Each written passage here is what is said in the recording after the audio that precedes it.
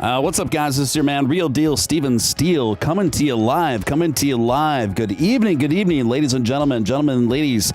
Going up on a Thursday, May 27th, 2021. This is your man, Real Deal Steven Steele, coming to you live for Doge After Dark. Dogecoin to $1 and beyond, folks. It's good to see you guys. A lot of familiar faces in the chat, a few new ones as well, which is always good. And we are just doing it to it. We are live. We are got a lot of exciting stuff to talk about with you guys tonight. A lot of exciting stuff to get to. And I've got two incredible guests tonight as well. And we are going to cover it all and everything in between in Dogeland and a bit of other stuff as well. Dave Carter starting things off right with a $5 super chat. Thank you, Dave. Appreciate you. New donation fund for Nick. Calf implants. Not you, Dave. No, don't appreciate you.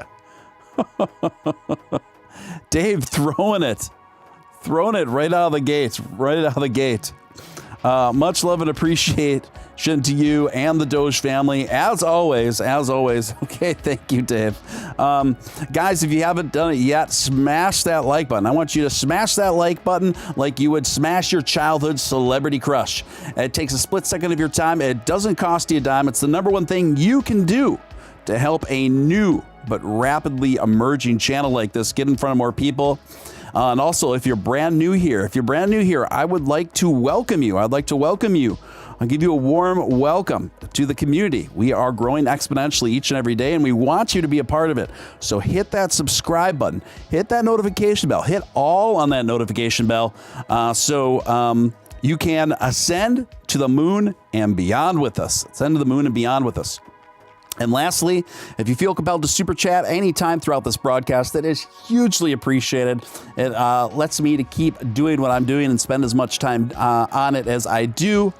And that's you can ask whatever questions or comments in there as well.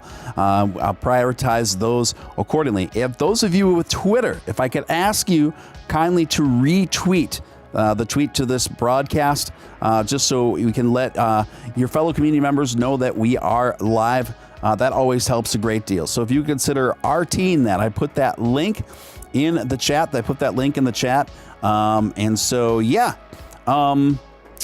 So right now we are going to talk about a Dogecoin to $1 and beyond, the probability, what it means, how we get there, etc., etc. At this point, I would like to bring on my guest, Dogecoin millionaire, Nick Ballz. Nick, how you doing? Oh, Steven, the day is testing me. Yeah, and how is this day testing you? You you get to a point in a diet, it's usually about week and a half out from your goal, and everything just pisses you off, and I am at that point in my life. I was filming a YouTube video earlier, guys. There will be a YouTube video going up on my channel. Doesn't mean you have to subscribe or anything. If you want to check it out, you can. I post like one video a month, so please don't feel compelled. But I filmed it over at my dad's house, and I almost strangled him. He's my dad. Bless his soul. He has the mind of a child. It just astonishes me sometimes. What's going on with you and your dad today? I'm trying to film this video. I'm just like, sit on the couch for like 5 minutes. Just don't make noise while I'm, because then it comes through the audio. Just let me film this real fast. It'll take 5 minutes. Just sit down. I'm filming it. I've got a groove going. You know what I'm talking about? I'm in the groove. You're good at this. You hit grooves like nobody else. I'm in this groove. What does he do? He gets up and burps and just sits down and I almost lost it. Then I come home. I get added to. There's a new server up, guys. It's, if you want to go follow it. Lucas Bean put up a Dogecoin Discord server. Pretty cool. I'm in the server. Can't talk to anybody. All of my drivers got erased on my computer. This is like 10 minutes ago. So 10 minutes before the show starts, I have to reinstall all my drive. The world, Steven, is testing me. It wants me to fail, but I won't let it. Driver crisis 2021. So you reinstalled drivers. You're good to go now, Nick? Correct. Reinstalled drivers. Didn't kill my father. We're good. Everything's fine. Everything is fine. Well, it sounds like your strict diet might be making you a little testy too, huh? It is Yeah. unbelievable right now. It sounds like you're just hangry. You need a Snickers. Yeah, you need a Don't start with me, Snickers. You Lauren. need a Snackers. Don't start with me. And at this time, it would be a great time to introduce my second guest, one of my favorites, Optimal Primus, a.k.a. Lil Lauren. What's up, Lil Lauren? Hey, what's up? Hey, how you doing tonight? I'm good. I'm a little annoyed myself. My son would not go to sleep. He was like hyperactive and he just like would not calm down. So it took forever for him to go to bed.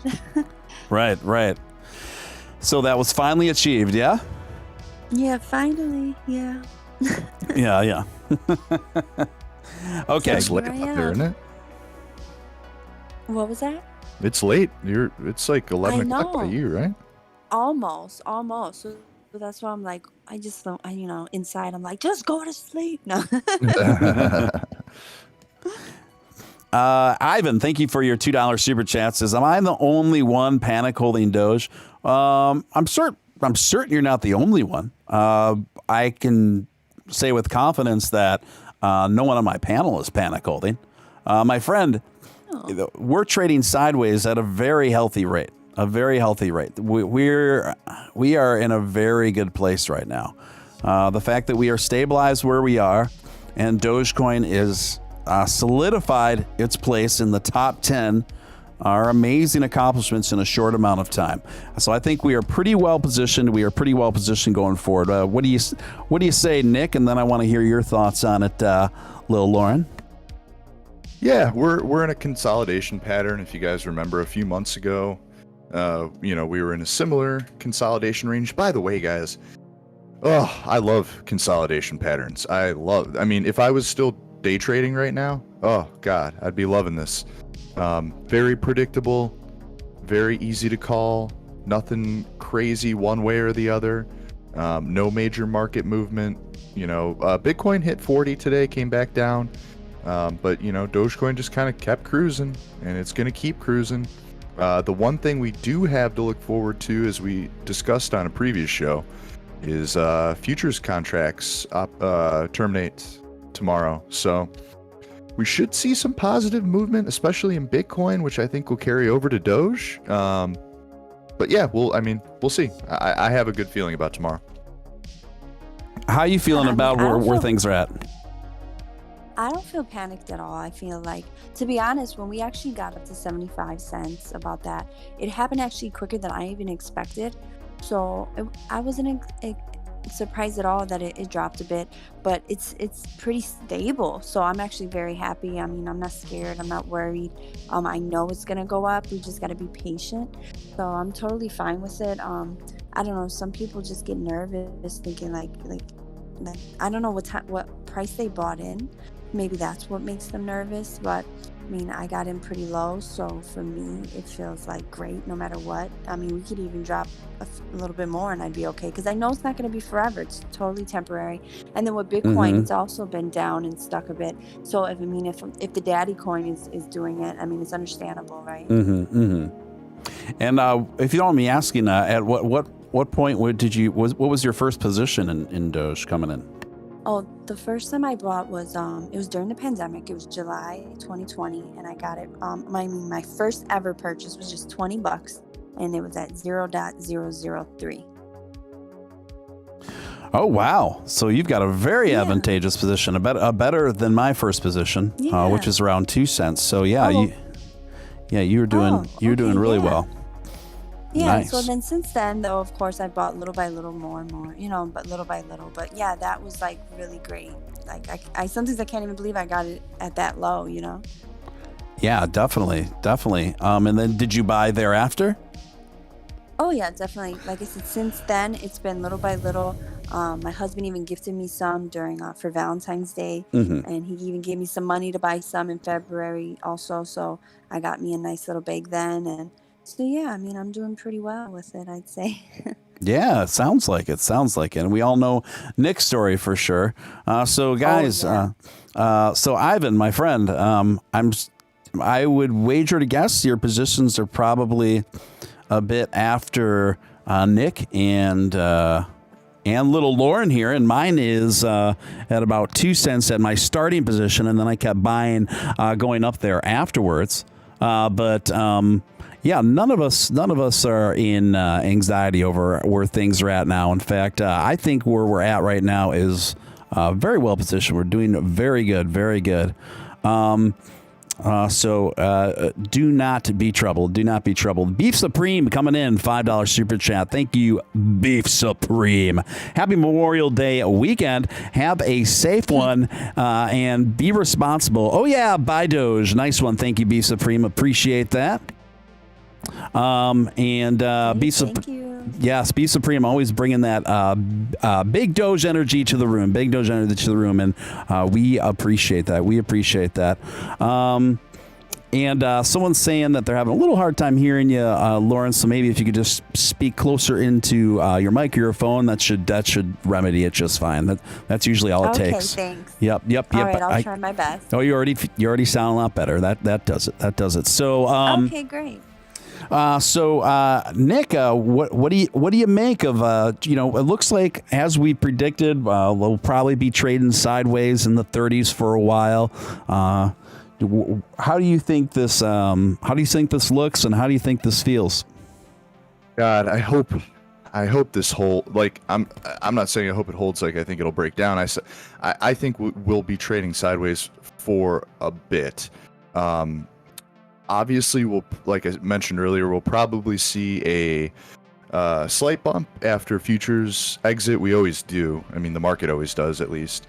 And with that being said, we've got a few big catalyst events coming up, but they're still a few weeks out. So like Coinbase is 3 or 4 weeks out. They just announced Apple is hiring. They just put up a job offer, actually, for a crypto person to work at Apple. Yes, so big news. It's big, huge news. Yeah. So yeah, that's very encouraging. So, that means they're going to start taking crypto for purchasing. That's amazing news. Yeah, that's a big one. So I mean, we've got a few catalysts coming up here. You guys know. I mean, I tell people this all the time. People get panicked when the market drops. I actually get panicked when the market surges, believe it or not. I've got the opposite kind of weird feeling going on, because like I've been pretty open and honest. Like my next big sell is going to be through $1. I'm selling my next $1 million through $1. But you never know. Are you going to catch it right? Is it going to go from $1 to $2 in a day? Like, I'm just going to let it play out. I'm just not that worried about it. I know that we're going to get there within the coming months. And if it takes a little bit longer, I'm fine with that too. I'd rather not be super panicked about it one way or the other. Beef Supreme asked if my back is better. Yeah, my back is fine. I'm all good. I laid around all day today. I'm feeling good. Good to hear. Good to hear. And how are you feeling about? Do you have anything to add to that, little Lauren? Yeah, I actually heard a theory today, and someone told me, a couple people told me that with AMC pumping right now, that they believe a lot of people are gonna cash out, and then they're gonna buy Doge with it. And I mean, a few people told me that's what they were gonna do as well. And I mean, like I said, it's just a theory, but even that could be a big possibility too. Yeah, I agree with that. Overall, what are some good signs to what's going on right now? BTC seems to be coming back pretty good now, a little over 40,000, which is a great sign. Doge has gained some independence outside of Bitcoin, but it's still, whether we like it this way or not, it's still tethered to the fate of Bitcoin. So we want Bitcoin to do well. We want it to stabilize. We want it to come up. But as Nick and I have discussed, worst case scenario, if Bitcoin continues to falter, I do think Dogecoin will continue to rise. It will just take longer to get there. But as it stands now, I think it's looking definitely a bit more optimistic as far as the fate of Bitcoin. Nick, do you have anything to add on that? Yeah, I mean, I look at it like this.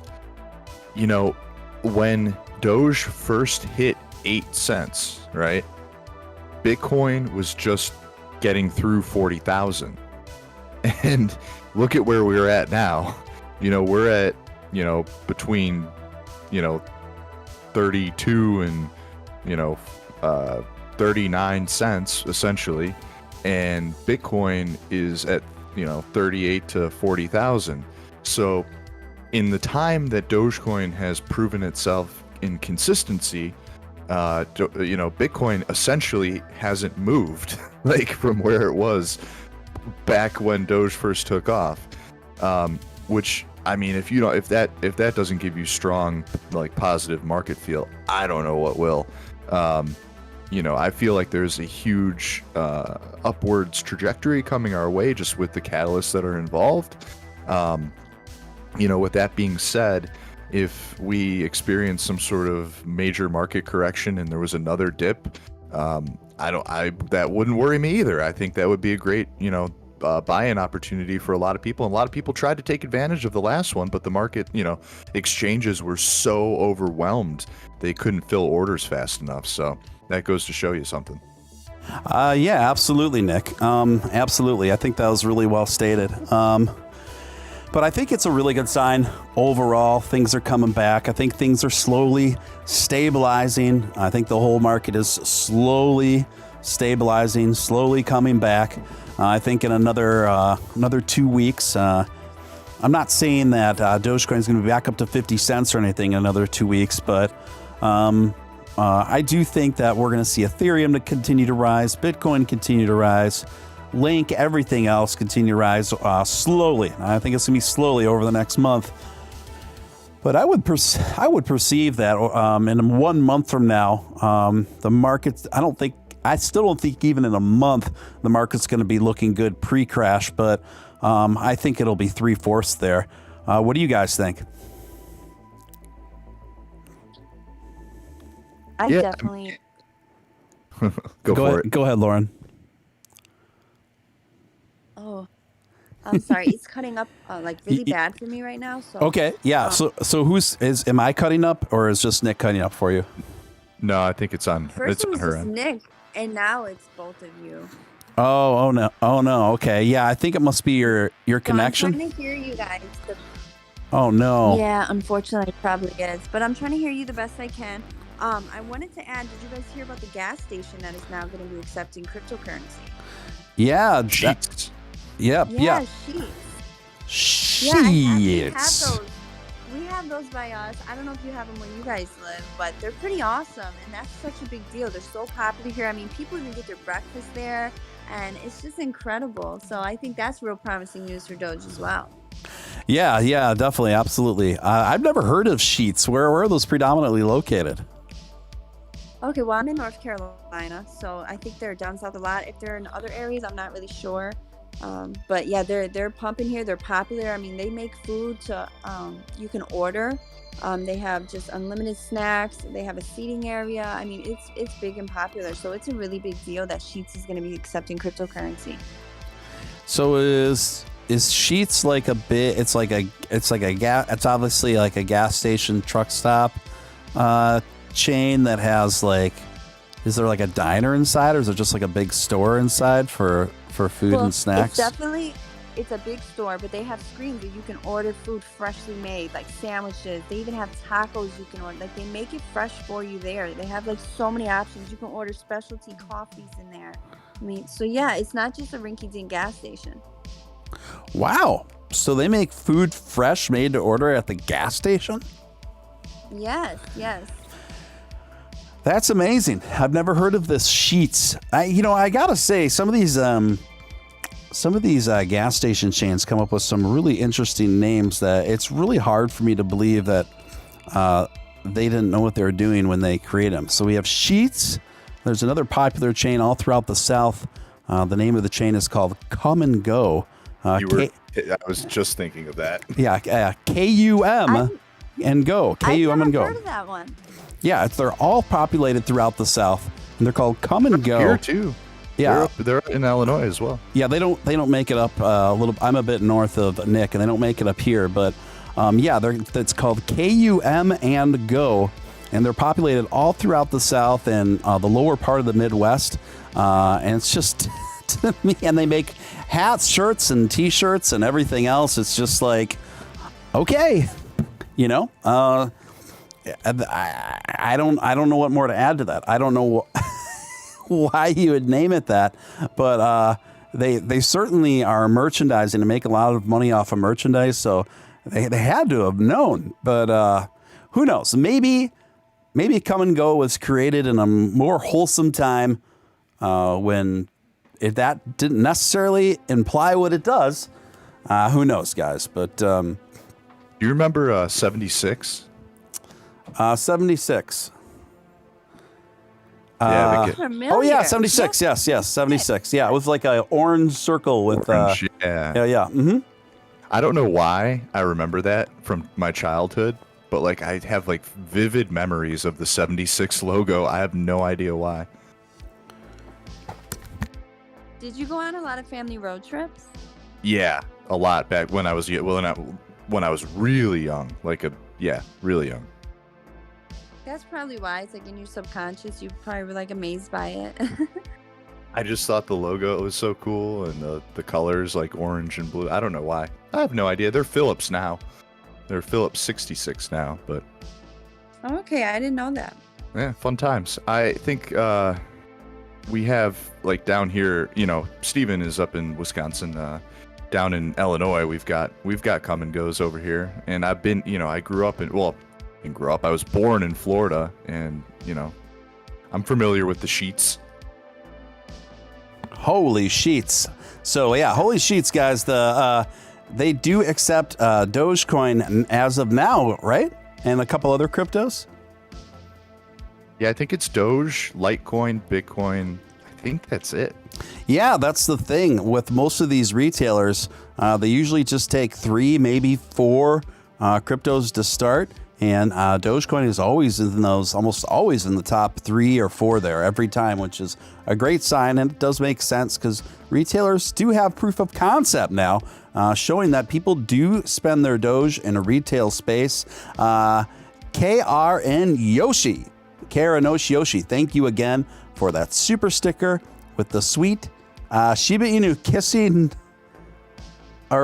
serving up a bone with gratitude. Thank you for that, Yoshi. $4 super sticker. Delos Doge, $5 super chat. Thank you, Delos. Holding my Doge and waiting on AMC to squeeze, then moving my gains into Doge and Litecoin. Look at that strategy, Delos Doge. Sounds pretty solid to me.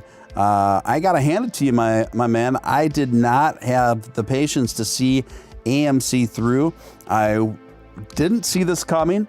I thought it was going to happen a bit sooner. See, I thought the AMC was sure to start rallying back once all the movie theaters in New York City and throughout New York resumed regular hours. So I was expecting to see some pretty dramatic increases at AMC right around that time and right around when that happened, but it actually went down. It went down even more then, curiously enough, and for the next month after, and that's when I'm like, I'm out. So good for you to hanging on, and good for everyone else that just kept sticking it through and hanging on to their AMC. I gotta say, I didn't see this rally coming back for AMC. How about you, Nick? Yeah, it's so hard to see what stock kind of sentiment is nowadays with the Reddit crew and everybody who's kind of piling on. it's interesting because I actually got a message from Terry Reed earlier. I don't think she said she wasn't going to be in tonight because she's having an early night or something like that. But she wanted to know how I felt, if I thought that the AMC squeeze was going to affect the crypto markets and if negatively. And I told her, I'm like, I tend to think it's the other way around, in the sense that I feel like money doesn't pour out of crypto and into the traditional stock market. But I do feel like it flows in the other direction. I think that stock market money almost always flows into the crypto world, where the gains can be so much more exponential. Think about how long it took for this second wave to hit AMC. I mean, it was essentially the time in which it took Doge to get where it is now. It just didn't move that whole time, and now it is. And I feel like a lot of people are going to take their gains out of there and put it into crypto, whether that be Doge or Bitcoin or whatever might be down at the moment that they feel like they can make the most bang for their buck on. Yeah, I think that's pretty well stated. What about you, Lauren? Did you ever invest in AMC or any of the GameStop stocks? I wish I did. I mean, my husband, he did have AMC, and he tried to wait, and he lost his patience, to be honest with you. And he did sell. He actually sold recently, so now he is kicking himself hard because today it was going up all day. So he was feeling pretty down about that. I should have listened. I had friends who are highly involved in AMC. They're AMC apes, They told me it was gonna happen, but I should have listened. I should have. Yeah, hindsight's always 20/20, and I'm like your husband. I held on to just a bit before it started popping off again. And it's just one of those things. I mean, it's just one of those things.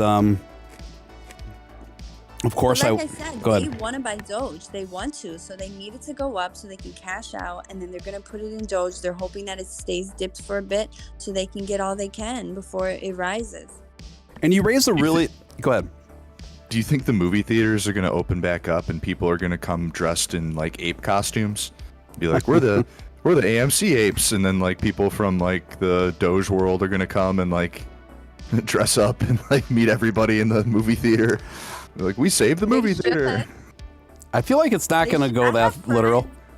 I have friends in other countries who said they want to just make so much money with Doge and from the AMC stock, and they want to come to America and they just want to go to an AMC theater. They want to do it real bad. So that is a big possibility. That'd be hilarious. Yeah, that's interesting. And you guys, there's so much crossover now between stonk investors and Dogecoin. It'll be interesting to see. I think you both touched on it. How much of those investments, how much of those wins, those earnings from their AMC stocks will spill over into Dogecoin?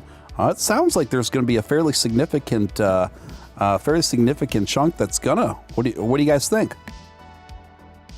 I think we could see, potentially, a few hundred million, billion, somewhere around there, move out of the stock market and into crypto over the next few weeks. I'm not a traditional stock guy, although I do hold stocks. I just don't have anything to do with them personally. I mean, I don't like manage my stock investments at all. I have like a guy who does that for me. But I think, with the way retail stock investors are now, they're so tuned into the crypto markets that we're going to see, massive movement into crypto. And, it might not just be Doge, but just crypto in general, which is good for everybody. And I think that those people who are plugged into what's going on in the crypto world can benefit from what they know from the stock market and bring it into crypto investing. Yeah, I think that's really well stated. Lil Lauren, did you have anything to add on that? Yes, I've actually been hearing of people wanting to do less penny stocks and get into crypto. So it's definitely happening. People who weren't in it before are joining now, and they're all buying during the dips, and we're gonna see this happening more and more, I think, as time goes on. Yeah, I think you guys are really have your finger on the pulse with this, and this is what I've been seeing too. I think there's going to be potentially a very tremendous surge come into crypto out of the stocks movement. We have seen, I mean, it's better late than never, but we've seen people that are pretty much that spearhead the stocks movement, the Wall Street bets movement, really back Dogecoin. Now, for a while, they just kind of backed out of cryptocurrency altogether. Unfortunately, right after GameStop transpired, they started going that direction, and then they pulled. For some reason, they all pulled back and just shut it down from going from that whole movement, leaning into Doge, leaning into crypto. But a sea change happened where I think it occurred to them that we need each other, and that we are generally have similar goals and pursuits and objectives, you know. And so I think a switch got turned on there, and now it seems that predominantly the Wall Street bets movement is firmly not only crossed over to crypto, but even more specifically with Doge. And we've seen this pretty wholeheartedly, actually, an embrace of Doge, and even the chairman, the quote unquote chairman of Wall Street Bets, who has a huge sphere of influence, and I think he's up to 4 million something followers on Twitter. He's posting fairly regularly about Dogecoin now, and he's been engaging pretty heavily with all kind of the top, for lack of a better term, influencers within Doge, and trying to see how he can play his role in that too. So I think this is all really encouraging. Celeste says, "Yep, Steve, we all want to stick it to the suits." At the end of the day, I do think that's what's happening. I think both of these worlds are emerging to unite against the same hedge funders, against the same establishment blowhards to finally, get some wins for the working man. So, I think this is all great news. It's looking really nice, and I think we have lots of exciting potential, lots of exciting new Dogecoin investment money coming surging into this out of this whole movement in the near future. Nick, have you seen anything else out there today that kind of got your attention? Yeah, I think the biggest piece of news for the day would probably be the Apple not announcement, but just rumors. I mean, listen, they put up a job posting for a cryptocurrency like Tesla has the master of coin. They're looking for their own master of coin. Apple wouldn't be hiring someone to do this if they didn't have plans to actually get into it. Hold on. I'm about to call somebody out here. I'm pretty sure it was the person I'm thinking of, but I just want to be sure before Yes, it was. It was Mr. Dave. Mr. Dave? Mr. Dave, who loves to comment on my calves. Mr. Dave this morning was a little worried about Apple creating their own cryptocurrency. Dum dum dum. Well, let me tell you, I have the same feeling that I have about the digital dollar and other major companies creating their own cryptocurrency. I could care less. Doesn't matter to me. People might think I'm crazy. You know what? If a major brand or a major corporation wants to come out with their own crypto, fine.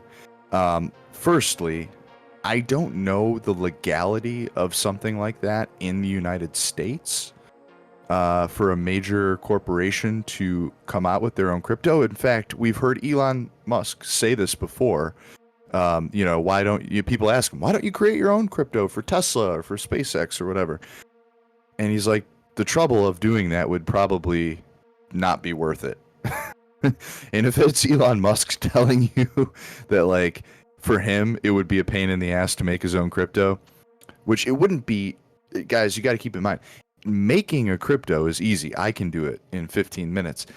For a corporation to do it and have it not violate SEC regulation is a completely different story. There is so many hoops they would have to jump through to make sure that they're not violating any types of regulatory, it would just be a nightmare. Could they get it done? Sure. But it would be much, much easier for them just to accept other cryptocurrencies and make boatloads of cash off of that.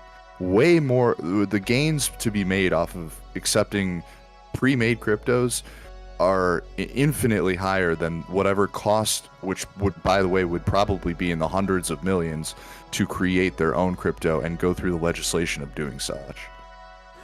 Yeah, I would entirely agree with all that. And I think you raised several really important points there. You guys, what do you make about the fact that Elon kind of countered back yesterday to say a few nicer things about Bitcoin and its potentials and going forward, and its improvements on its carbon footprint, some progress there, etc. I seem to think that those comments were strategically timed to help rival back the market a bit here. And it seems more than coincidental that today we are seeing some marketable, noticeable improvements on from BTC across the board. What do you say, Lil Lauren? Well, I just think it's good because in general, I mean, he never said he was against Bitcoin, and I really didn't like that so many people or Bitcoin maxis took it so personal. It was never really personal. It was never an attack against them. And so I think it's nice that he can reassure them that he was never really against them and that he just wants to see positive things happen.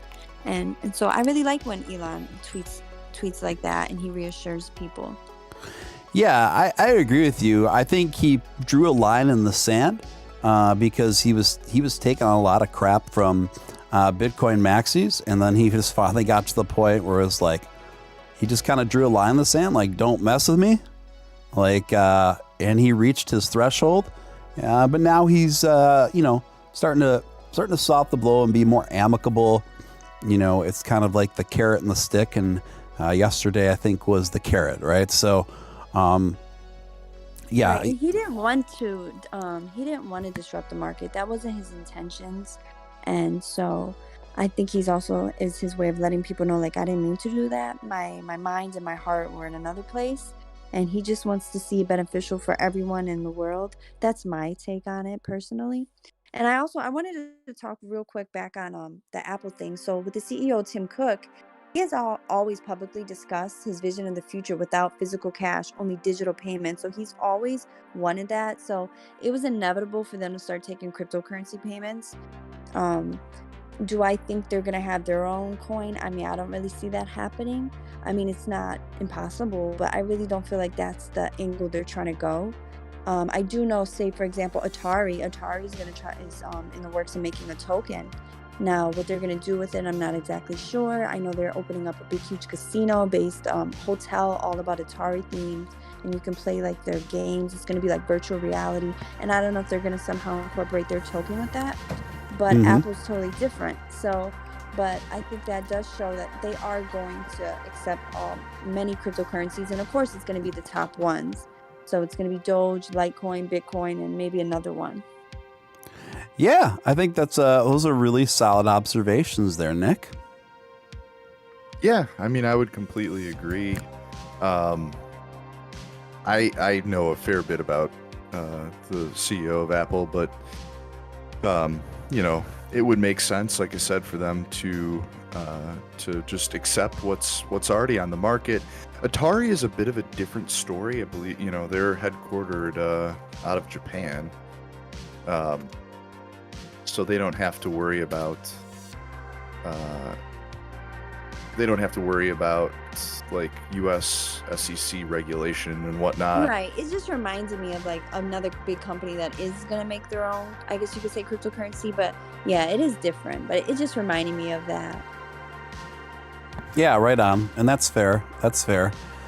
So I was reading something today that, and some of the charting that I've been looking at too, Nick, it seems that there's pretty decent potential for Dogecoin to be primed for a major upswing above our current price hurdle. It seems that Dogecoin needs some clear resistance at around 38, 39 cents to invalidate the lower highs that have been set up on daily charts. So a breakout would allow, from what I'm seeing, Nick, progress upwards of towards 60 cents. So I do think this is a possibility from what I've seen and all the charting I've been looking at within the next even couple weeks here. But Monday's seemingly failed breakout suggests a scope for maybe a deeper drop short term. But the way I'm seeing things kind of sculpt and shape up here, I do think it's possible that we could see a breakout upwards of 50 to 60 cents within the next 2 weeks. Now, this is something I didn't think that was possible until I started taking a second look at stuff, even just a little bit before the show tonight. But from what I'm seeing, there's a really strong resistance of threshold right at about that 38 cent marker. So what I'm saying is, if we can blow past that 38, 39 cent marker, I think potential shift and a high upwards of 55, 59 cents becomes much more likely. Do you have any thoughts on that, Nick? Yeah, I actually drew, there's a triangle pattern forming that'll play out. Yep, that's what I'm seeing. Yep. The 29th intersection on the 29th, which is, I believe, Saturday. Yep. So we should see, I mean, listen, with futures contracts expiring tomorrow, we could see major market movement as soon as tomorrow, if not over the weekend, and Saturday is when the intersection happens. So, yeah, I mean, I would like to see some sort of positive cash flow over, 38. That seems to be where our sticking point is currently, and previous areas of resistance. So that would be good. That would mean we would be clear if we can break through that boundary. We would be clear, and up to the 59 cent level, which was a previous area of resistance. Will that take a week to play out? Will it take 2 days to play out? It's Doge. You could never tell. It could be. It could happen in 2 hours. I don't know. So I mean, we've watched it happen live on the show before. So very true. It'll happen out of nowhere, it seems like. Yes, exactly. Yeah. Yeah. I have a question for you guys. Yeah, go ahead. Heard of a company called HelloPal, and they're gonna acquire a Dogecoin miner called CryptoPal? CryptoPal? Yes. I heard about this today. Let me look this up. CryptoPal. I heard about it. They're doing strictly Doge, right? Right. That's what I read. Yeah, I heard about it today. Now I can't. Where are they based out of? I couldn't remember. Oh, see that? I don't know. Yeah, they're a huge miner. They are. They're based... also gonna mine Litecoin because Dogecoin and Litecoin kind of tie together. Yeah. To be honest, Litecoin can't really live without Dogecoin, and they always go hand in hand. It seems, especially with mining. So it is gonna be Doge and Litecoin. Hello, pal. Yeah. HelloPal acquires Dogecoin miner CryptoPal. Yeah, they're Chinese. Yep. Oh, are they? Yep. Another Chinese mine. Go figure. You know, Hey, it's but so I did hear that mining is coming to Canada for Doge. Ooh. No, I can't give you my Hey. source. My sources are top secret. I know some pretty awesome people, though. So that's all I'm going to say for now. Top secret, huh, Lil Lauren? Yeah. So your top secret information is what again? Just to clarify for the audience. That Dogecoin mining will be coming to Canada. Mm-hmm. You guys heard it here first. Lil Lauren's in with the Canadian mafia. Something like that, yes. Hello Pal founder and chief executive KL Wong states our acquisition of CryptoPal is the next step in bringing the world closer together and promoting social tolerance. Dogecoin, often referred to as the people's coin, is being rapidly accepted and adopted internationally. We anticipate gains to our user base and live streaming service from the integration of Dogecoin. So, sounds promising. yeah. It sounds right anyway, right? So, yeah, Right. we'll definitely keep our eyes on that. Let's see if I'm missing anything in the chat here. Okay, we're all caught up on super chats, anything like that. Go ahead. If anything, this, you know, the large, I mean, you guys know how I feel about China, but if anything, you know, large Doge mines in China, you know, give some sort of backbone of stability to the network in a sense that Doge is really truly a decentralized network as far as nodes and mining is concerned. And what I mean by giving a backbone to the network, I mean that having large Chinese miners that are strictly mining either Litecoin or Doge gives them the ability to back up when their Bitcoin holdings or Bitcoin mining becomes compromised. And that could be a huge play going forward, because the Chinese government, as we know, often likes to play tricks with Bitcoin. But if they have a secondary option, both with mining and node upkeep, they could be looking at, you know, a potential second spot to house, you know, their unused hash rates. So other mines could be converted. And I think that's very promising for at least the Doge and possibly the Litecoin community going further. Mm-hmm. Yeah, definitely. Pink Tuba. What's up, Steve? I made hella money on AMC tomorrow. I'm selling some and throwing it on Doge. This is financial fried rice. Yeah, so we are seeing just some firsthand examples of some AMC holders who are going to be reallocating a pretty significant part of their earnings off of AMC and putting it into dog money. And I think that is Dog money. That's it. And I think that is something that's seemingly going to be pretty common through this AMC rally. There seems to be AMC to Doge. There seems to be a direct connection between a pretty good chunk of AMC investors and who are also Doge fans. So that is excellent. That is excellent news. So it'll be really cool to see what transpires with Doge as a consequence of what's going on with AMC. And hello, W Con. Welcome. Guys, this is your man, Real Deal, Steven Steele, coming to you live on Doge After Dark. Dogecoin to $1 and beyond. My special guests tonight are Lil Lauren and Dogecoin millionaire Nick Ballz. If you haven't hit that like button, what are you waiting for? Smash that like. Takes a split second of your time. Doesn't cost you a dime. And it really does help out the channel.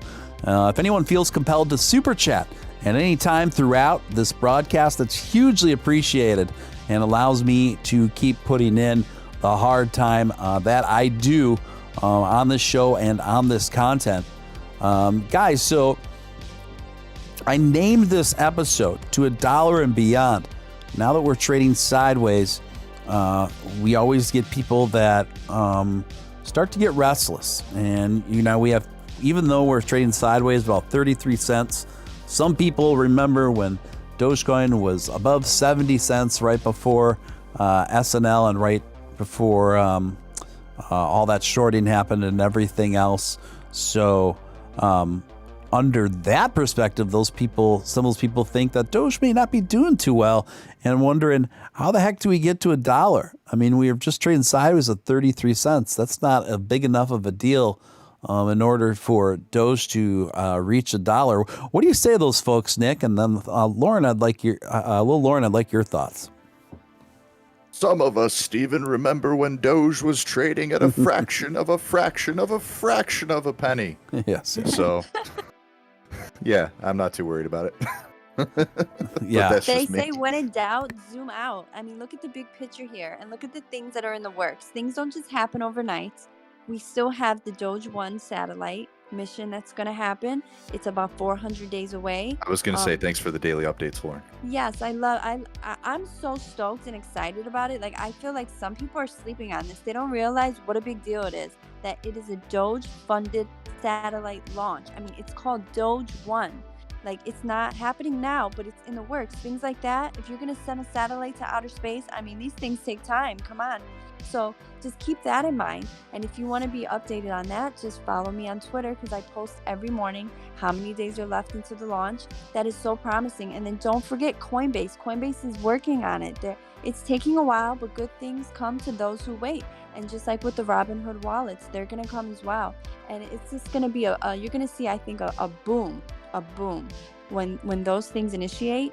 So right now, be patient, enjoy the memes, have fun with Twitter. Buy as much as you can, even if it's a little by little. Not everyone can afford the same amounts, and that's okay. That's understandable. When you get paid, just throw a couple bucks towards it. I really do believe that you'll be very satisfied and happy one day. But this is not financial advice. This is financial advice. You should go to your bank and take out a personal loan and max out all your credit cards.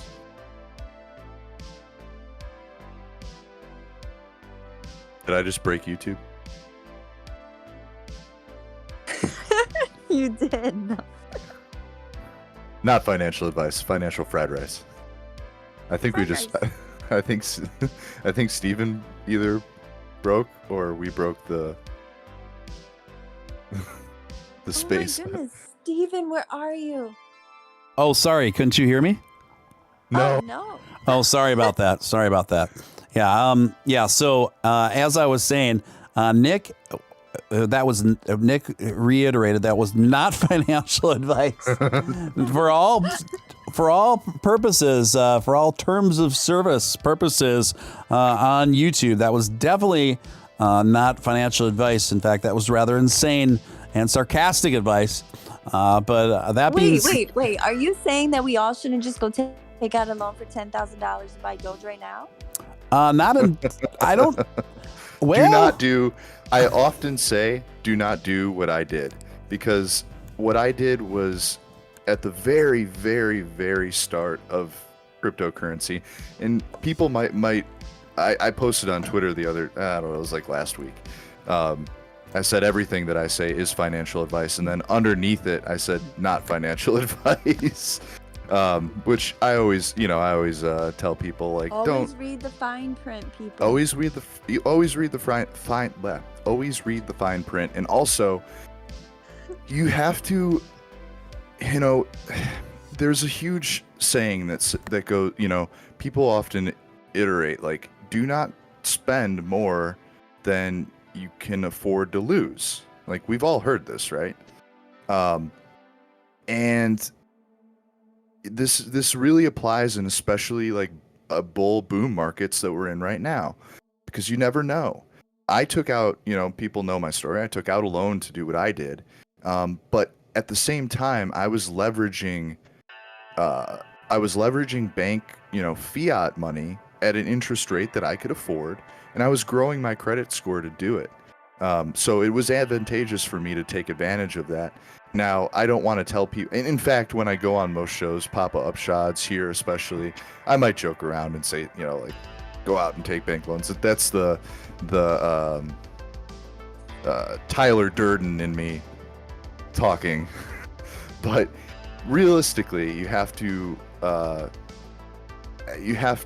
assess your risk potential, and everyone's risk potential is different. And if you've got if you've got kids, if you've got responsibilities, if you have rent, if you've got all of these life responsibilities coming up, I see people in the chat, and I see people not in the chat but on Twitter all the time, who often say that they risked too much and now they have regret, or they're having trouble paying X or Y or Z. You really do have to take a moment to like assess your own risk potential, and that everybody's is different. Yeah, really well stated. I read something from my guy on Twitter today that was like, he's from some other country, maybe India, but he was like, "Help, Stephen Steele, help! I threw all my money in Asscoin, and it's not going up, and I'm really stressed out. I don't know what should I do?" I'm like, "My friend, I don't know why the heck you would do that, but you did not get that advice from me. That goes against everything, all the opinion that I give in this space, particularly on a BSC. Now, no offense to Ask Token. I'm a big fan. I love the project. I think it's fun. I think it's hilarious. I think it's a bit naughty. I like it.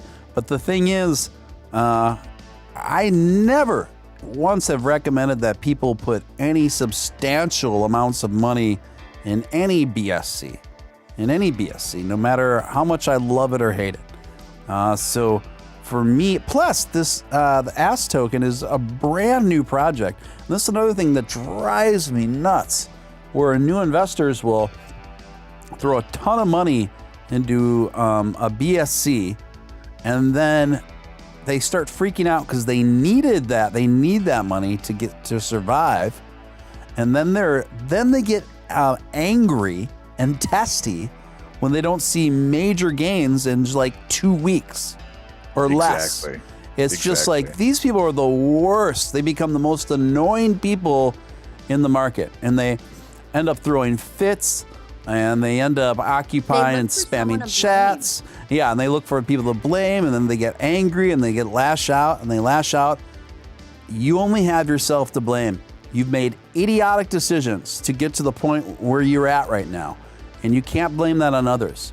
It's just absolutely ridiculous. So take some self-accountability for your own decisions.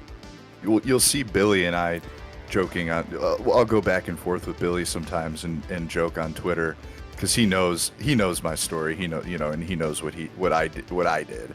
And occasionally he'll comment, crazy stuff like, take out bank loans and stuff, and we'll joke back and forth, and then I always put like underneath, like somewhere in the thread, I'll let it go for like a minute. You'll hear like there'll be like a pause, and then I'll like hashtag not financial advice, because he shared that story about the guy in California, the guy we're trying to get on the show. I can't remember his name. Some Doge millionaire, that guy who took out, he basically YOLO'd his life $180,000 into Doge, and it paid off for him. Yeah. But that is so not the case for like a majority of people. And we, Billy and I, as much as we like to joke about it, we try and make it a point that like it's a joke, and like you should not really not do these things, because 10 times out of 10 they won't work out. Yeah. Yep. Agreed. Nick, do you want to take that last super chat that popped up? Yeah, sure. This is Goodwill, I believe, with 2 1s. Love the show. Nick, how much Doge have you sold so far, and at what price did you sell it? Great question, and I know I've answered this a couple times, but I'll go over it again. So to this very point of like today, not that I didn't sell any today, but I'm just saying up until now, I have sold 1 million Doge. I sold the first 500,000 at 8 cents. And then I used another 500,000 to trade back and forth with over the period of the last whatever X amount of months while Doge was trading sideways. Out of that 2.5 month period, I made $20,000 trading that 500K back and forth. And I put that $20,000 into ADA. And at the time when I did this, ADA was worth $1. And this, by the way, guys, this was before Charles came out and declared that he was an idiot. And I wish I wouldn't have done that, but it's done now, and I'm going to hold it at least for a year because I don't want to pay taxes. And so the other so I made 20 grand off that. I still had the 500,000, and actually I turned it into a little bit more. And live on the show, I'll never forget this, when the first major pump occurred, Steven and I were talking. And I ended up selling that 500K at like 17.5 cents. And I felt like I screwed up. And, thank God for Steven being here, because he actually kind of talked me through that time. And I had so much anxiety, guys. You have no idea. I was just like, I screwed up. Steven, I really can't thank you enough for letting me come on here. That was one of the first shows I did with you. And I was just so panicked and nervous. And then I really realized, bro, I understand. It was, at the time, it was $90,000. And I put that $90,000 into BNB, which has since gone down. It's lost 50% of its value, less than that at this point. But, I just felt like I made a big mistake. But for me, it doesn't matter, because I still have, a lot left. So I was giving myself all of this fear and worry and anxiety for absolutely nothing. It was a week and a half or 2 week period where I was sick to my stomach that I screwed up. And then that's when I realized I don't need to be doing this. Why am I trying to be Gordon freaking Gecko? I'm not. I'm not. So from that point on, I just let the anxiety and the fear and all that go. And I just said, this is my plan. This is what I'm going to do. And I'm not going to worry about it anymore. And thank God I have friends like Steven who can just listen and let me vent and chill, calm me down. Yeah, I'm glad to have been there for you, man. Absolutely. Isaac Castillo coming in $5. Steven, did you follow Upshot today? He was stating Apple is looking at a crypto payment deal. Thoughts? Doge opportunities on the horizon? Yeah, I believe we touched on this earlier, guys. Apple is, we know now that Apple is hiring for a business development manager with experience in alternative payments. And that was in a public job listing that got leaked out. So, the job listing stated that Apple Wallets, payments, and commerce, the team behind that, it was seeking someone with experience to lead alternative payment partnerships. So they're looking for someone with extensive knowledge and track record on this to install what they called global alternatives and emerging payment solutions. So what does that mean? That means cryptocurrency, right? What else could that possibly mean? So, what does this mean for Doge? Well, my friend, Doge is almost always in the top 3 cryptocurrencies to be included, to be initially adopted for large businesses in terms of retail. That's what I think. Doge opportunities on the horizon? Absolutely, absolutely. You guys have anything more to add to that? It's funny because... go for it, Lauren. Ahead. Oh, okay. I just wanted to also remind people that although it's not directly through a company, you can always use the BitPay app. You transfer some Doge to it from your wallet, and you can buy gift cards for so many stores, and you can buy things with Doge in that way. So I think some people forget that. They think they have to go directly just through the store, but with BitPay, it makes it so easy. You can even go out to eat. You can even order food through Uber Eats by putting your Doge on BitPay and buying gift cards. So I think that's another really cool way to spend your Doge too. Yeah, Nick? Yeah, I was just gonna say that the reason that Doge is in the position it's in right now is because it was one of the original cryptocurrencies and that survived for so long.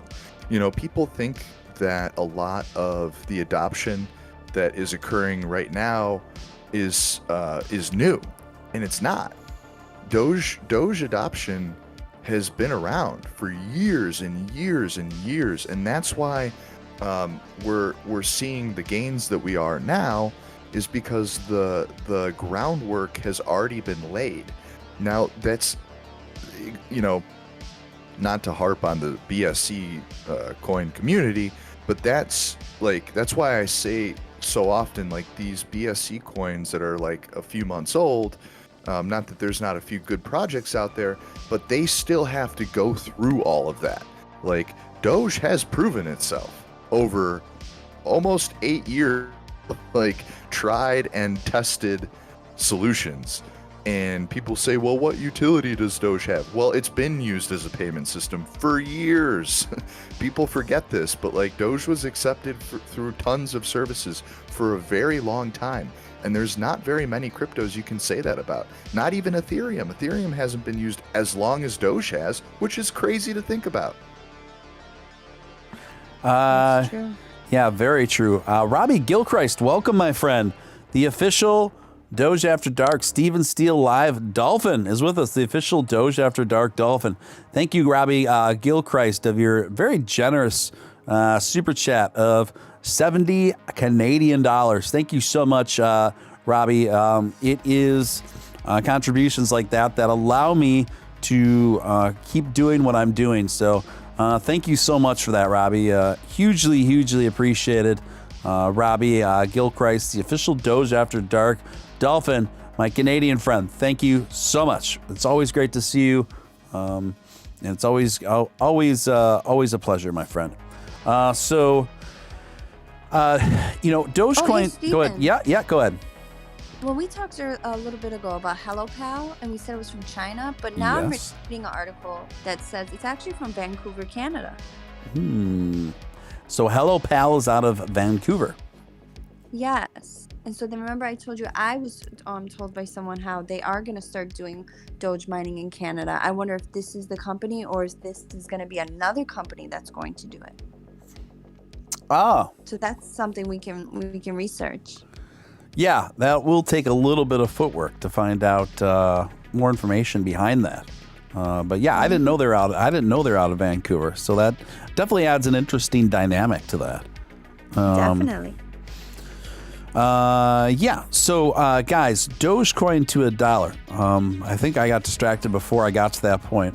People, or some people, not all people, and certainly not us, have been a bit discouraged and think Dogecoin is stalled out and has already seen its best days. So Dogecoin to $1, still a high probability. And I want you guys to each answer 2 questions for me.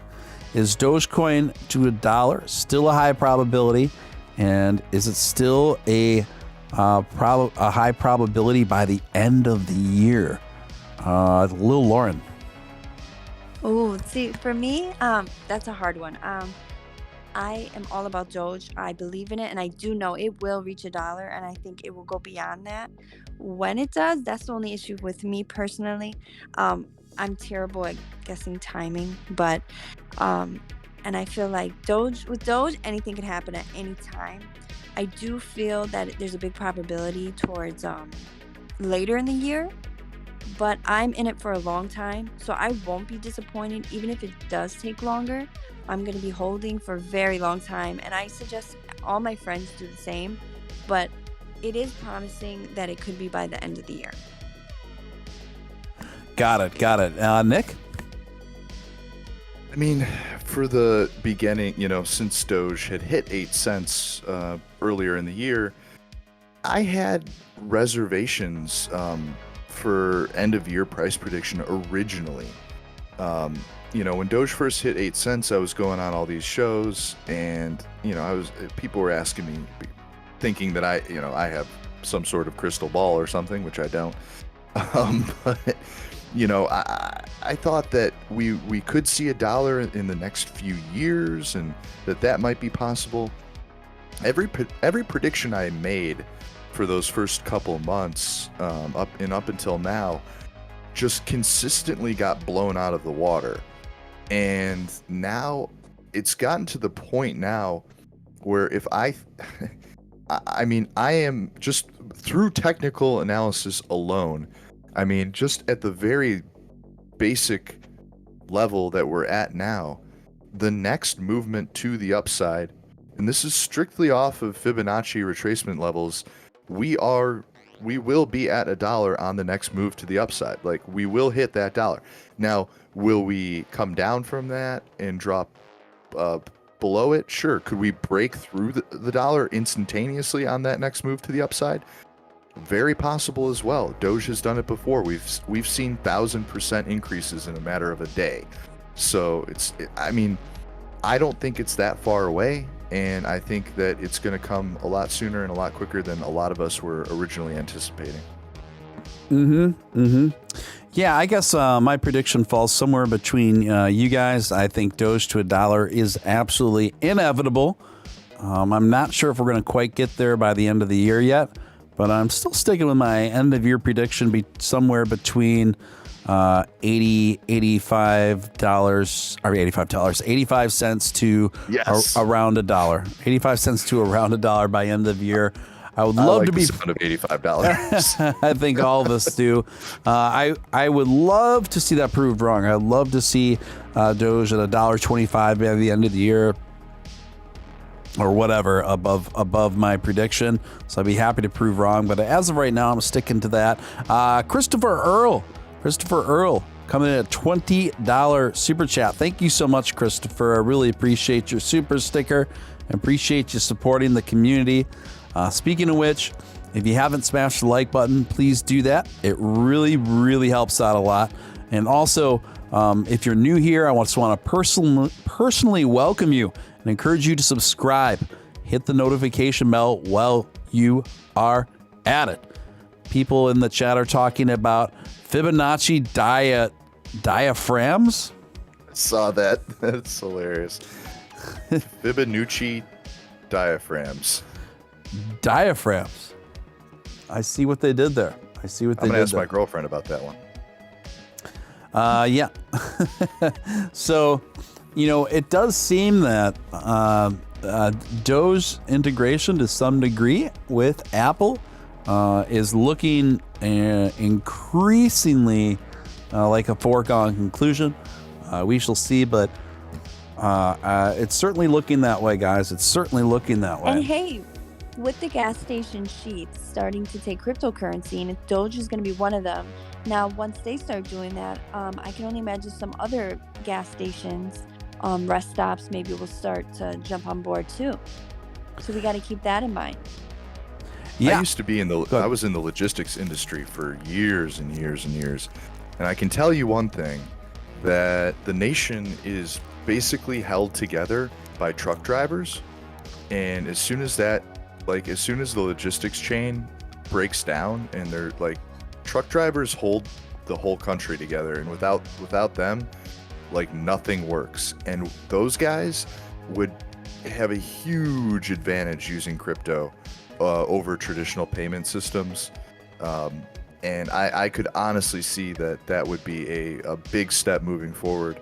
And I think people fail to realize, like, people never think about how stuff gets on their shelves, and the ability, the money that is moved through the hands of truckers every day is just absolutely insane. So that could be huge. Truck stops and gas stations using crypto would be a huge step forward. Shout out to all the truck drivers. We appreciate you. We love you, and Steven Steele loves you. So like and subscribe. Oh, very well stated, Lil Lauren.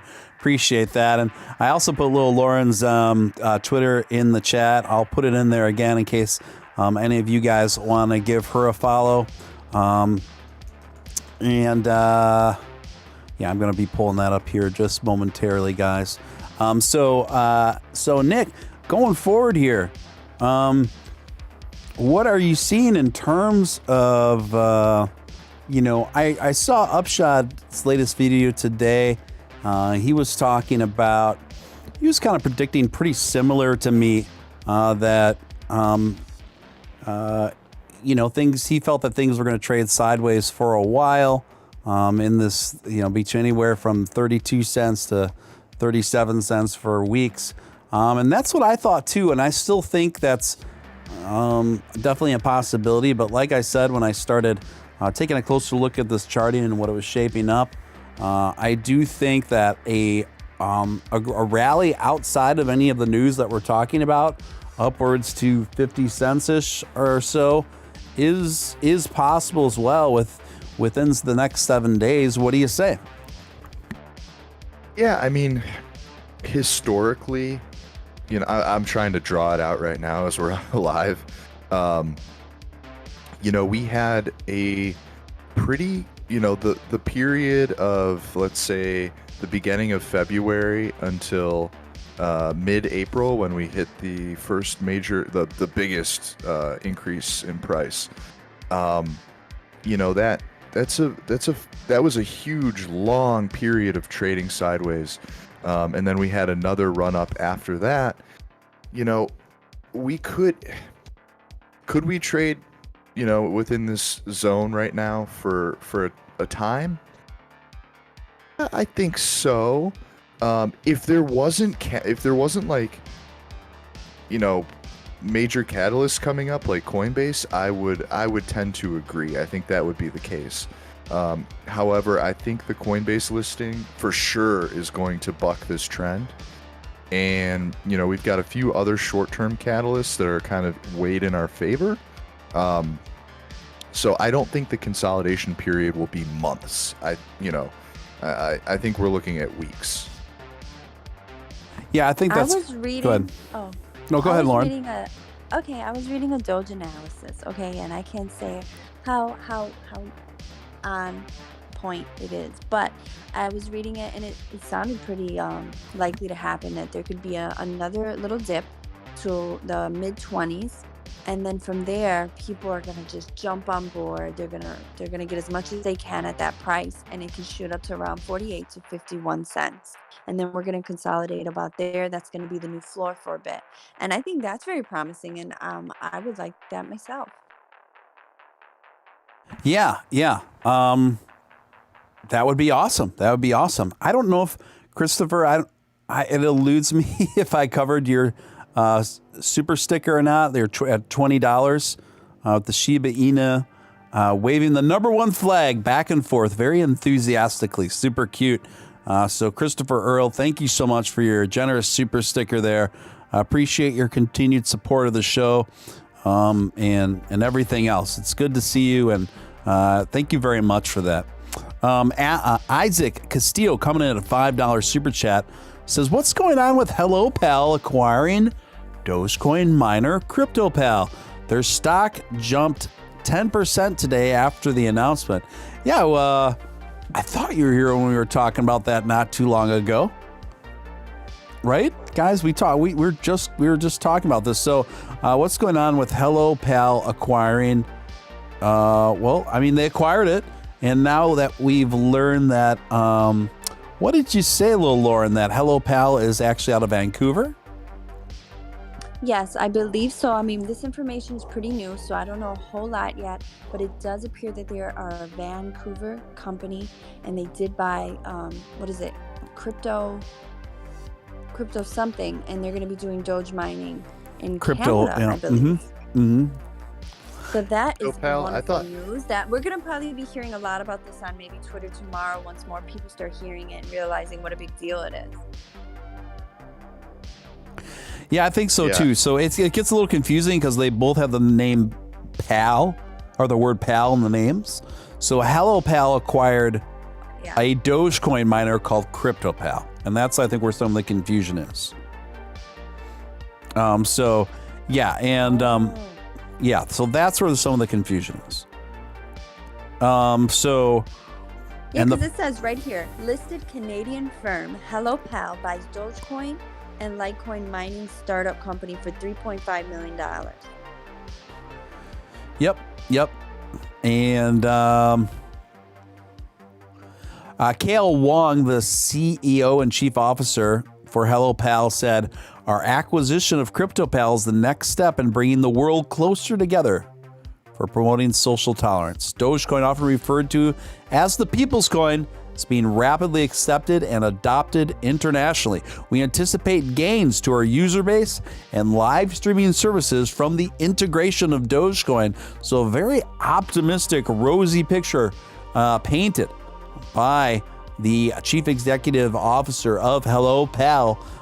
He seems to be fully behind it, and obviously, he wouldn't made those sorts of investments if he didn't think that the potential behind Dogecoin in the near future here was very exceptional, very exceptional. So I agree with Lauren. I think tomorrow, more and more people are going to start putting together what a big deal this is and how significant this is. This is great news. It's exciting news. Great progress. Version layer coming in. When I say that fast, it sounds like something else. Version layer coming in at $5.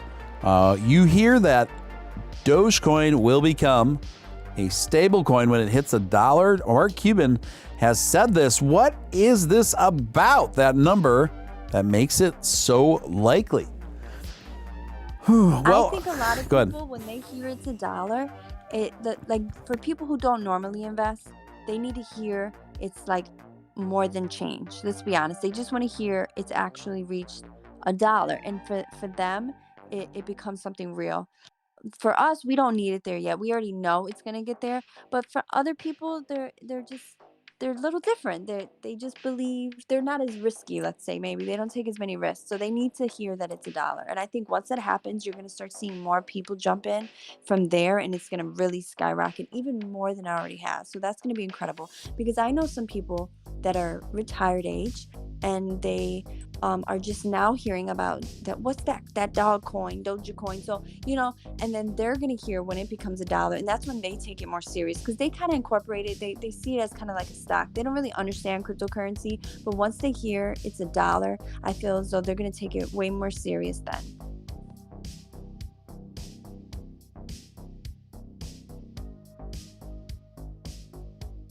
Did we lose Steven again? I agree with you, Lauren. This is a concept that I've talked about many times on this show, where once we pass that threshold of $1, now I think there's going to be a lot of retracement every time we get close to it, probably to the tune of 15, maybe even 20 cents. I think that could happen, a couple times every time we approach 90 some cents. But I do think eventually that resistance is gonna be down low enough where we'll be able to blow past it, no problem. And then once that happens, I think that's going to be a very significant sea shift, and change in people's perspectives on Dogecoin, because so many people still have in their minds that $1 is the end game. But what happens? What happens when Dogecoin is $1.05? It is worth $1.09. Is worth $1.11? Then I think that kind of blows the whole thing wide open, where people say, look at what's possible. This is incredible. Look at what's possible. Doge to $1. What about Doge to $2? We're already at $1.12 now, etc. And at that point, I think the journey from $1 to $2 gets a lot more expedient than the journey to $1 is. Wouldn't you agree, Nick? Yeah, I can't remember. I know you brought this up, but I didn't actually read the article. I was listening on the show the other night that I wasn't on. You had an article by a lady, I believe, who was explaining the math and psychology behind the consensus that once Doge breaks $1, that it's a very short ride to $2. And I kind of tend to agree. I don't think that Doge... Although I wouldn't be mad if Doge turned into a stable coin at $1. That wouldn't make me mad at all. Well, given your investments, I'm sure it wouldn't. Yeah, exactly. I just think that in the nature, it would be impossible. You couldn't make Dogecoin a stable coin. It just, it's not correct. set up like that. So you couldn't do it. But I can't remember that article that you were reading, but it was very good. I mean, this has been my thinking this entire time, in that once Doge breaks through $1, it is all bets are off. And that the price movement we'll see from there is going to be like nothing in the market you've ever seen before. And Yes, that's what I'm saying. Exactly. yeah, it's going to be wild. And that's why my girlfriend asked me the other day, we're going down to Miami in a week and a little over, or a week and less than a week and a half. She's like, hey, babe, do you have your auto sell set up at $1? I was like, hell no, I don't have my auto sell set up at $1. Like, I'm not, I mean, I am, if we get through $1 and it comes back down a little bit, I am totally fine just waiting a little bit longer. If I pass up the opportunity on turning 1 million into 2 million, I'm going to kick myself. So I will just wait. I'll just wait and see. You know what? If we hang out at 90 cents for a few months, that's fine too. But if I'm telling you guys, once we get through it, becomes, a floor at $1 or more, the trip from $1 to $2 is going to seem like funny money at that point. I mean, it's going to happen way sooner than people expected. I agree. What I see happening is when it gets to $1, you are going to see it's going to be at first short-lived because you're going to see people who've been waiting for $1 to sell. So there is going to be a little bit of a dip. When that dip happens, that's when you should load up and buy more because it's going to bounce right back to $1. I bet you really, really fast. Also, real quick, I wanted to let you guys know, Elon Musk just laughed a tweet that someone posted. Did you catch it? Someone posted about how the media was laughing about Dogecoin, and Elon Musk laughed at that because the media is thinking it's a joke when it's not. Yeah, I've been multitasking like crazy behind the scenes here, so I haven't got a chance to check that. Was that just one of Elon's new likes, like a like that he? No, he laughed at a video someone tweeted out. I don't know if it was directly to him or just into Twitter. Yep, I see it now. They actually have a clip. Yeah, watch it. They have a clip of the news, people on the news laughing, and how they're not taking it serious. And Elon laughed at it. You got to see it. Okay. This is courtesy of CoinDesk. What a surprise. What a surprise. This is a CoinDesk panel of 4 all mocking the Dogecoin. And how it's not going to catch on. And how the media is still laughing at Doge. But who owns CoinDesk? Who owns CoinDesk? Who could be behind this sort of narrative? Could it be a man named Barry? Barry, baby, Barry. Barry, baby, Barry, yeah, baby. Barry. There it is. So, Barry. Cry baby. Yes. Barry, none other than Barry Silbert. Barry Silbert is the man that owns CoinDesk. Barry, who you kidding, man? Who you crapping? You're not fooling anybody. We know that you're behind this narrative. You own CoinDesk. Why do you even call it CoinDesk, Barry? You should just call it Bitcoin Desk, because that's all it is a glorified Bitcoining shill arm. That's all it is. They hardly ever talk about anything else except for just dissing and disparaging any coin that is not Bitcoin, that's a threat to what he perceives or what they perceive to be a threat to Bitcoin's sphere of influence and power. Barry, give me a break. So yeah, there we had just recently, and thank you for bringing that to my attention, Lil Lauren. You're welcome. Yes. Elon Musk laughing, 2 laugh emojis saying, give me a break. He's not buying it. We're not buying it. We know the Steel Army ain't buying it. We know the deal. Yeah, what they're selling, we're not buying. That's right, honey. I love it. I love your moxie, Lil Lauren, and you know what's going on. You know what's up. $20 from Erectile Reptile. Thank you so much. Again, I have a feeling a fact is coming up. So $20 super chat from Erectile Reptile says, what cryptos do you guys think Apple will accept? Firstly, I think those will be Bitcoin. I think it'll be Ethereum. I think it'll be Dogecoin, possibly one other. And then we'll get to the fact, and then I'll get the panel's opinion on that. Fact. 50% of apartments in Los Angeles do not come with a refrigerator. This is legal as fridges are considered an amenity, and therefore landlords are not required to provide one. Just one more example of why I don't live in LA. That's absurd in my opinion. So half of the apartments, the tenants are responsible for providing. You got a BYOR. Bring your own refrigerator, guys. I'm not down with that. I don't dig that. So guys, what do you say? What cryptos do you guys think Apple will accept? Do you have any different opinions than I do on that? I agree with you. Bitcoin, maybe Ethereum, Dogecoin for sure. Possibly maybe Litecoin. But I'm not even confident when I say that. But what about you, Nick? Yeah, I mean, it's always the same. You know what? I actually have my reservations. I don't think that Apple will accept Ethereum. I have my theory on that. I'll get back to it.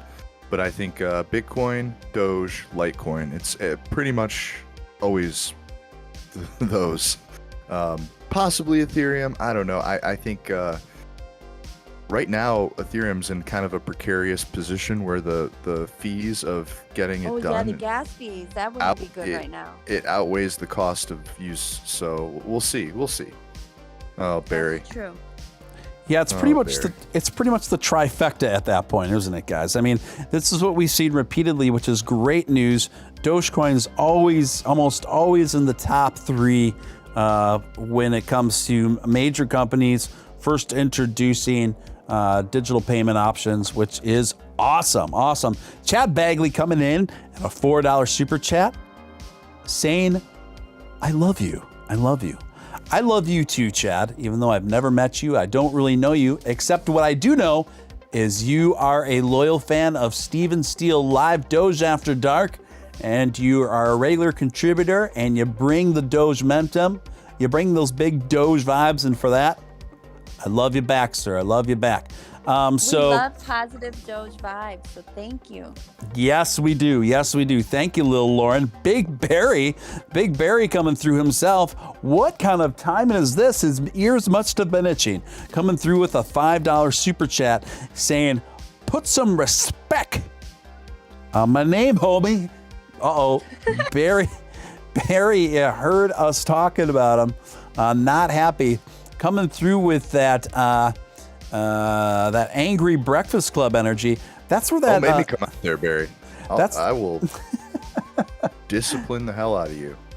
I've been letting you stay here for free. You said you were going to get the job at Arby's. You didn't get the job at Arby's. You're still writing articles on CoinDesk, Barry. I know what you're doing out there. Get off my couch, Barry. Someone needs to take Barry's phone away. I've said that before. Take his BlackBerry away. He shouldn't be allowed to be on Twitter. Did you say BlackBerry? Yes. Barry tweeting away from his BlackBerry. Yeah, it does not even say iPhone when he tweets. It says something else. So I really think does it really? The old BlackBerry. Yeah. Oh, very interesting theory. So you think that Barry might be like tweeting away on a non-smartphone? Yeah, because I mean, is that possible? He's not even smart. I mean, come on now. Barry coming in with the BlackBerry with the stylus, just typing away on the stylus, tweeting away on a stylus. Exactly. Wow, you might have really put something together, Lil Lauren. You might have really there might be a real breakthrough observation. Just the idea that Big Barry's just tweeting away on a BlackBerry with a stylus, just getting aggravated with each passing day by Elon. Yeah, just, when he tweets, it says Twitter web app. Like that just sounds what? Weird. Like, yeah, that's not iPhone. I don't know. I mean, I'm no expert, but I can just picture him with a BlackBerry. So that's how I envision him. Barry's trying to test me right now, and he says he goes to Planet Fitness. He would go to Planet Fitness. I believe it. What does it say again? One more time, Lauren, when he tweets?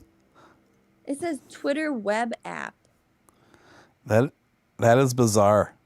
You're And right. If anyone knows what that is, like what is Twitter web app? Like, that's not an iPhone app. That is an interesting, keen observation, little Lauren. Good sleuth work there, young lady. Erectile Reptile coming in again. Another super chat. Erectile Reptile coming in again. $10. Didn't have enough room to say my opinion. I think that Doge, ETH, Litecoin, and XRP, if the lawsuit goes good. Also, do y'all think Apple will just make their own crypto? I wouldn't be surprised. Okay, so you added XRP onto it. I mean, that's fair enough. It obviously is pendant on how things shake out. The SEC. I feel the more this thing is played out, I think the probability that XRP overcomes the SEC on this is pretty high. Given XRP's legal team their legal team is brutal, man. They are very savvy guys, and I think they are going to hold their own. What I am worried about is people and cryptos that are behind cryptos, more specifically, that do not have the resources and money and resources that XRP does. What happens then when the SEC decides to put their sights on them? So that's a bigger concern that I have about that. But as far as your picks, that's pretty much everything, the same picks that we had, with the exception of XRP. And your addition of XRP on that list, I think, is a good one. I think it's a high probability one. It is in the top 10 of CoinMarketCap, so it's a possibility. Yeah, absolutely. Said also, do you think Apple will make their own crypto? What do you say, Nick? Do you think Apple will make their own crypto?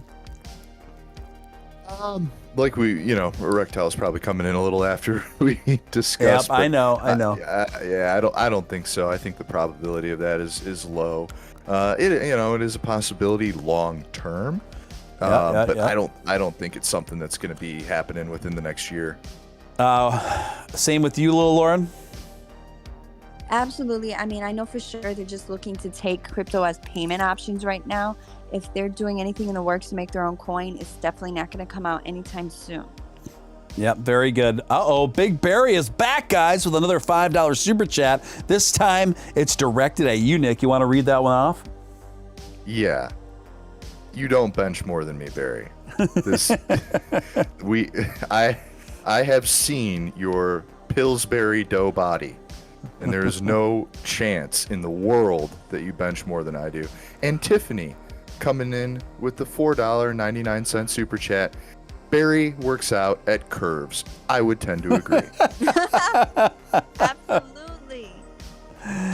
Oh, man. Big Barry getting called out by both Dogecoin millionaire Nick Ballz and Tiffany 89.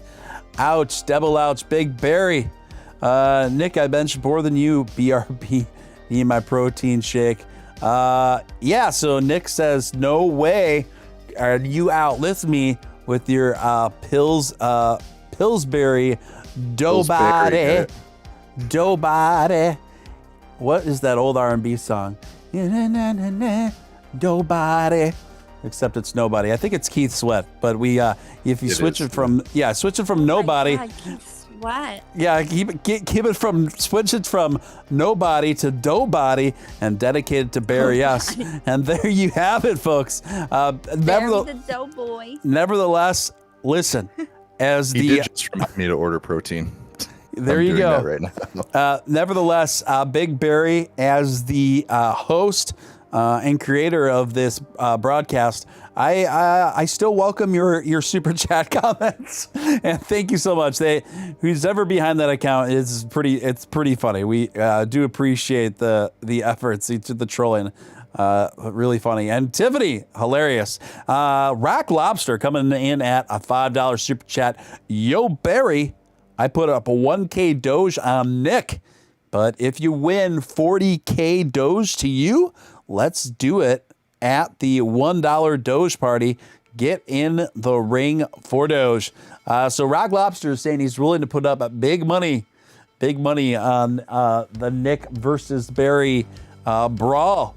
No holds barred brawl. And I believe he's talking to referencing the $1 Doge party that Upshot has been talking about in Boston. Maybe we could have it in Boston, Nick. Maybe we could have the Barry, the Nick Ballz versus Barry brawl in Boston. Look at that, all bees. Boston Garden. The Barry versus Ballz brawl in Boston. Yeah, and that would be something else. That would be a ticket I would pay top dollar for. Maybe we get some great sponsors behind it, etc., etc. Wow, I think that's a pretty awesome, wild idea. So, yeah, Nick can beat Barry with his balls. Well, you know, we're there now. You can't unsee that. So, yep. Yeah, This is when I get so sleepy I start to talk like I'm drunk. Okay. I know. I'm just like, that's drunk. the thing. Sleepy My drunk. my brain is so like unnourished right now. I'm just saying the craziest stuff. Don't listen to me, guys, please. Don't listen to Nick's long-term low-carb brain right now. And Lauren. Nick, do you want to know what I had for dinner today? Absolutely not, but sure. Please. I went to Cracker Barrel and I had a bunch of biscuits with jelly, and then I had some lemon pepper catfish with a side of cheesy hash browns and some sweet brown sugar carrots and a side of sweet potatoes with a little brown sugar and marshmallow, and it was so good. Wow, little Lauren. Sorry, but I had it. I gotta say, I think you could charge by the minute to describe food like that. Okay, I'm gonna come on every night and describe my dinner. And Steven miraculously loses his co-host. In other news.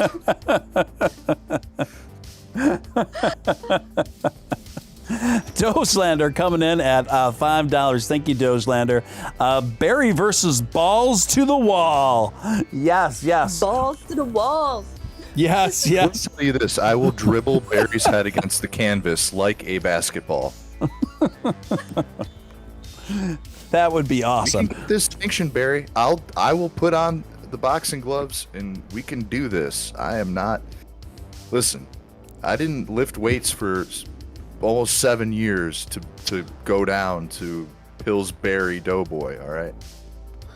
Let's make this a YouTube fight. You know, they do that now. Yes. That's what I'm thinking. Yeah. Yeah, pay-per-view this summer. Don't miss the battle royale of a lifetime. It's Barry versus Ballz in the Boston Brawl to the Wall. Yes, we could definitely do that, guys. I think that would be an absolute sellout affair all the way across the board. Maybe we could take Mean Gene out of retirement to even announce and officiate the thing. If there's any memers in the chat, please somebody make this like a poster and put it on Twitter for me tomorrow to wake up to. Oh, hey, I know some guys. I know some great meme making guys. I'm gonna have to talk to them for you, okay? This would be hilarious. I would love it. We'll make it happen. Yeah, so I think we should work on this pay-per-view situation, guys. So Nick, I'm going to try to see if we can get this kick-started with Big Barry. And Big Barry, he's in the chat. He says, at Nick. He's chiding you, man. He's chiding you. It would be great if that was actually the real Barry. Just like trolling in this in this chat room and super chatting in real life. That would be pretty wild. Did you see when someone asked Barry to duel him in a rap battle on Twitter? To take him on in a rap battle? Oh, my phone's going, my signal is going out. But I said somebody asked Barry to duel him in a rap battle on Twitter. Did you see that? What did you say? Yeah. He said something really lame, like, "Why would I battle you in rap?" Like, you Oh know, yeah, like, I did see something. Yep, I did see like about he that. knew he would suck, but it was really funny. I did see that. I forgot about that until you re-mentioned, but yeah, absolutely hilarious. Absolutely gold. A little Lauren, I know you're getting a little tired. I can hear it in your sultry voice, your sultry, tired voice. So as much as the crowd would love to see you continue, I want to thank you for joining us tonight. It's been a real pleasure. I know it was last moment notice, but I know the crowd, the audience absolutely loves you here. So you guys, if you don't already follow Lil Lauren on Twitter, you can find her. I'm going to put both her and Nick's Twitter's in the chat. She goes by Big Impact Humans, and she is one of the most loyal Doge-centric ladies I've seen on the Twitter sphere. So we're going to put her in there, and she's always adds something real nice to the show here. So go ahead and give her a follow. Thank you so much, and I always enjoy talking to you and Nick, and I hope everyone enjoys Doge After Dark. Ooh la la! Wow. All right, Lil Lauren, Thanks, laying Lauren. it down. That. Yeah, I might have to splice that after the show. Clip that. Yeah, we're definitely gonna clip that and use that for like a trailer or something. You do that, and you guys rock on. Doge to the moon, and have a great night, everyone. All right, very good. Thanks, Thank you, Lauren. You're welcome. Good night. Good night now, Lil Lauren. What a treat. She's awesome. She's awesome. A couple super chats have come in the meantime. I like this next one. Wow. Let's see. Well, go ahead and read it. It's Vlad from Robin Hood. He says, "Hey, someone from headquarters just told me Barry was in here. He just attacked our wallet builds, and we're chasing him through the interwebs." The interwebs. Thank you, Vlad from Robin Hood. A real star-studded cast coming through the show tonight, right? This is pretty wild stuff. Isaac Castillo coming through $5. What about a pay-per-view event? Screen cost $100. Doge buy-in on day of event. All our winners, even Dobody. I like that. I like that plan. Isaac Castillo. Dobody. How crazy would it be if we could actually set up a pay-per-view that was paid for in Doge, and it was actually me versus Barry? Oh my god, yo, that would be. It would be great. That would be incredible.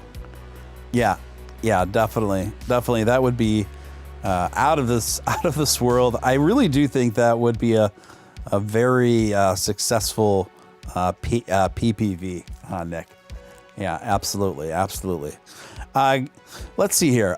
Guys, we are kind of at the bottom of the news here. I'm going to be wrapping up in just a little bit, but I'll give you guys a chance to, if you want to ask some questions or pop in a super chat question or anything like that.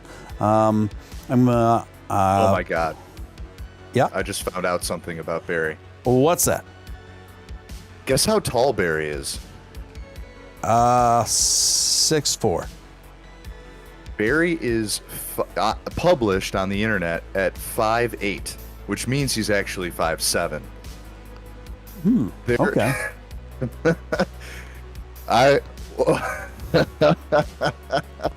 All right, Barry. How tall are you? 6 foot. Okay. I mean, yeah. I would be towering over this man. Yeah. Let's. So there's another PPV advantage there.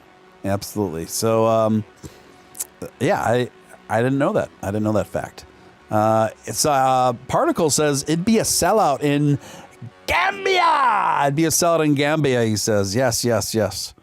Yeah, you missed it, Nick, but I had Liv from Ask Finance on here a night that you took off. And I did ask token to Gambia, get your ass to Gambia.